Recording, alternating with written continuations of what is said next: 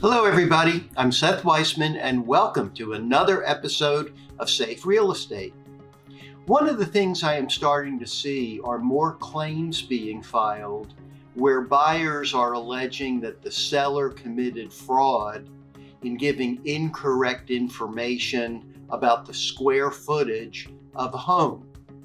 And I think there are several things that sellers can do to protect themselves against these claims. And to me, the most important is to actually include a disclaimer. And the reason I would include a disclaimer is that in many cases, the square footage is auto-populated into a listing from the tax records. And as we all know, tax records are not always particularly accurate. So what I would do is include a disclaimer if you are disclosing square footage, where the disclaimer essentially says that the seller has not had the house professionally measured. And in addition, if square footage is an issue which is important to the buyer, that the buyer should have the house professionally measured themselves.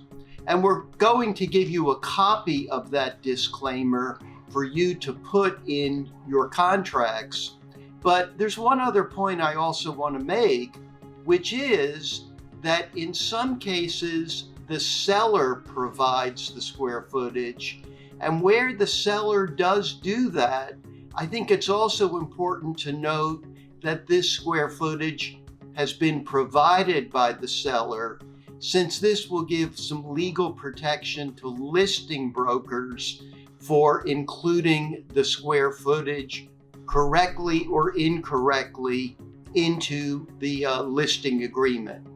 Now, having said that, claims brought by buyers about square footage are really not effective unless the square footage is incorporated into the purchase and sale agreement, because what our contract says is the contract constitutes the entire agreement, and anything not in the contract simply does not count. I hope this episode of Safe Real Estate has been beneficial. As always, it's great to see everybody. Please continue to tune in. Bye now.